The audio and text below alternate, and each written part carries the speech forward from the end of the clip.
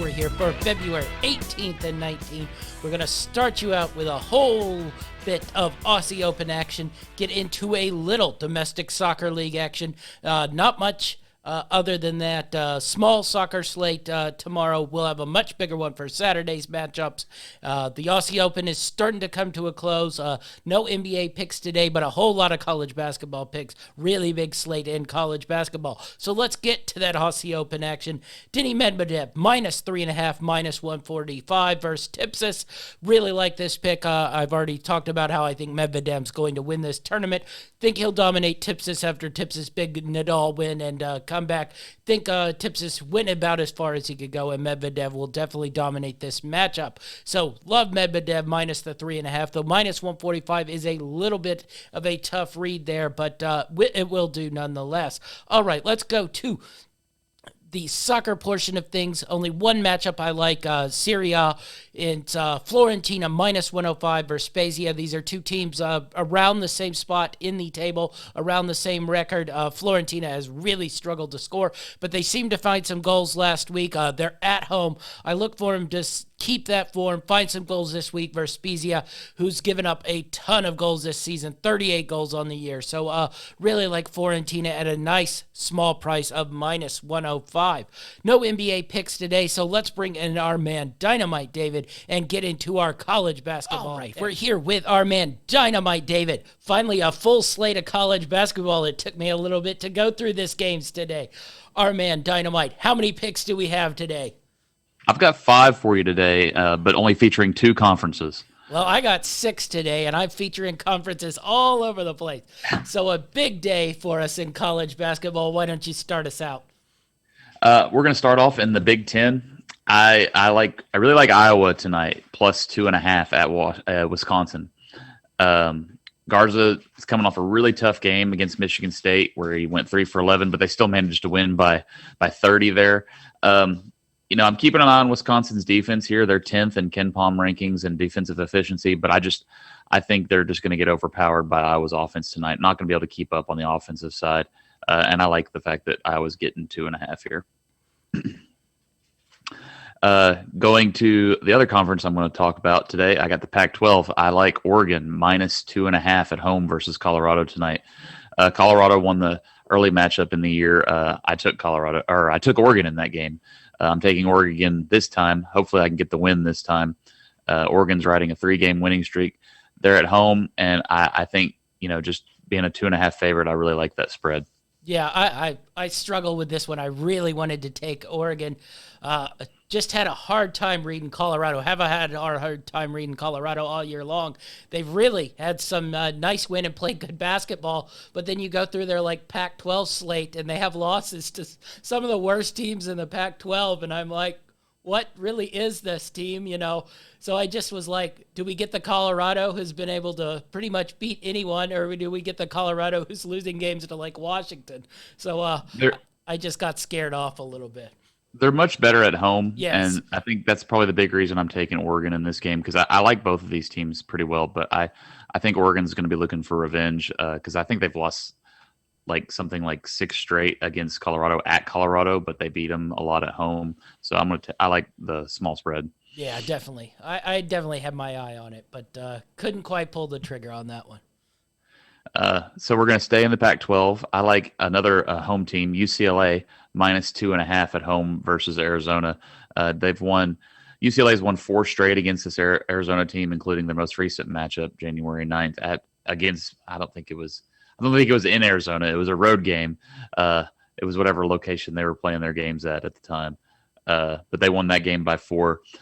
One thing, I'm kind of going against the trend here. UCLA is 0-7 against the spread in their last 7, but I think they're going to break that streak at home, and the reason why is they're 9-0 at home this season. So I think with that spread just being a bucket and a half, 2.5 points, I really like UCLA, another small spread home team. I liked that too. I had UCLA as about 4-point favorites in that game, so I was staring at it hard. But the fact that they haven't covered in about a month, I'm just like, okay, I think I'll just let it pass, and if it goes, it goes. But yeah, Arizona hasn't played well in about a month either, so it was sort of contrasting things there.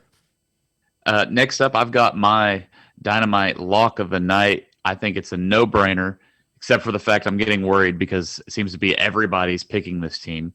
I really like Ohio State -4.5 tonight at Penn State.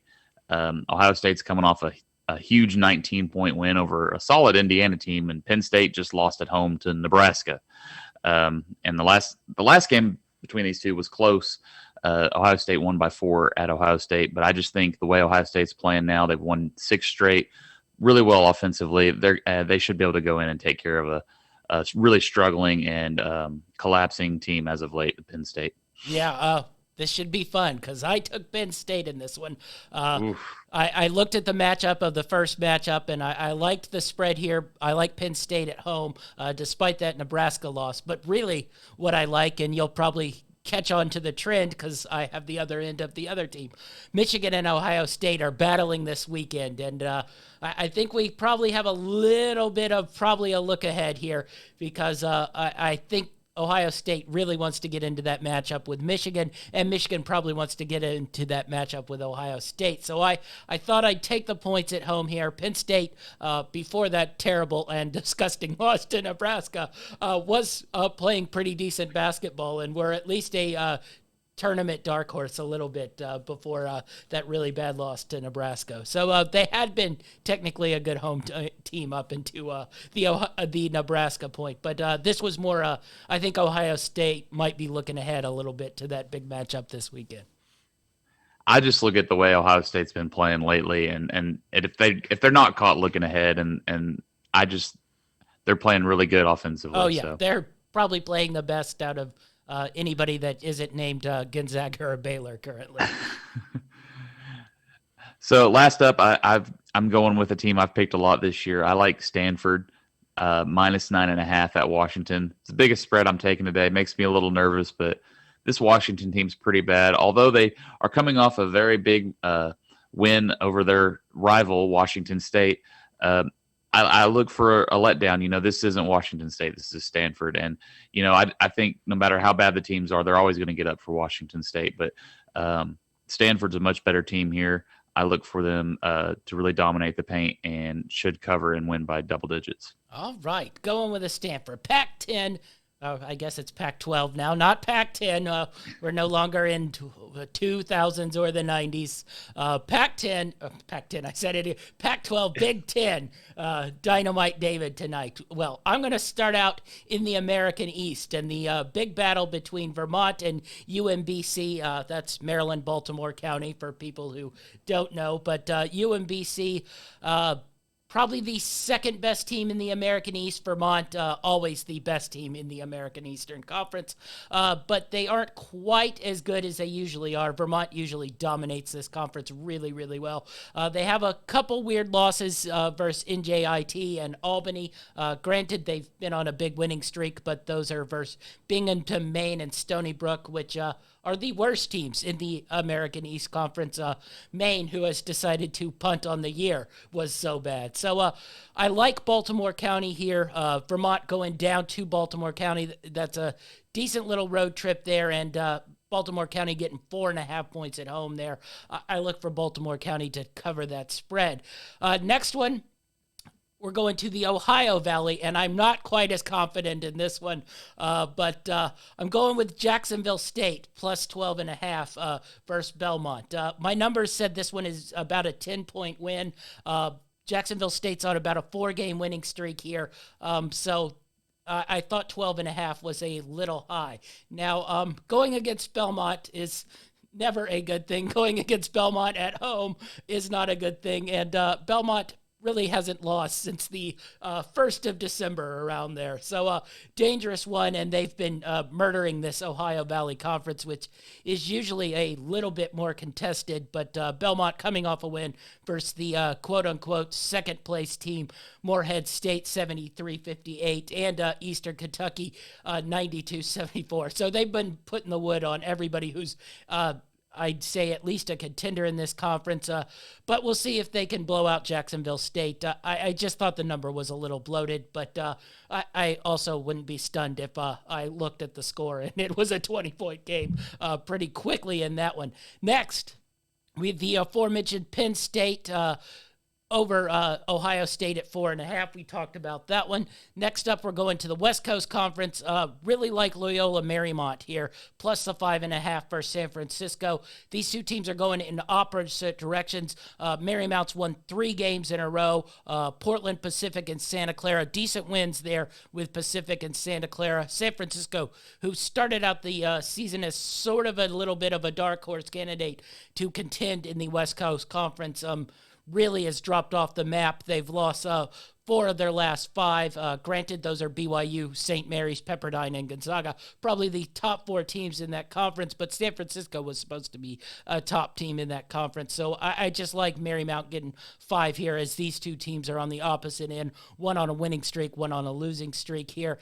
And next up, we're going to the Big Sky, and we're going to go with Southern Utah, minus 6.5 for Sacramento State. Really tough road trip for Sacramento State here.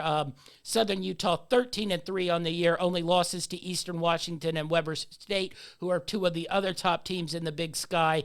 So really like this, and Sacramento State, always a poor team and has really, really struggled, losing 3 straight to Eastern Washington and Cal Baptist before getting that back-to-back win on Cal Baptist. So I look for him to struggle here going to Southern Utah, and I look for Southern Utah to cover that 6.5-point spread. And lastly, we're going back to the Big Ten.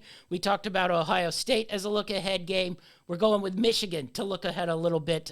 This one I'm not as confident in as the Ohio State one, because Rutgers sort of sucks on the road. So, and Michigan was playing really, really good before they had the 2.5-week break for COVID, and they bounced back and came back and beat up on Wisconsin pretty good in their bounce back game. But I thought 9.5 was a tad too many points, especially with that look ahead game. So if anything, I hope to split the difference and at least split my look aheads and one of them cover. But really like, I hope it's Michigan. Yeah, I'll take it if I get my split. I like Rutgers here plus the 9.5. Rutgers, who sort of righted the ship since that little bit of a spazzy stretch from about early January to the end of January, only lost that 1 game away at Iowa since then. So really like the Rutgers 9.5 here. Be sure to follow us on greenlightnetwork.org, Greenlight Network on Facebook and YouTube. Where can we find you, Dynamite? Follow me on Twitter at GLN_D. You can find me at GLNChamp5 on Twitter and Instagram. That's our show, and we're out.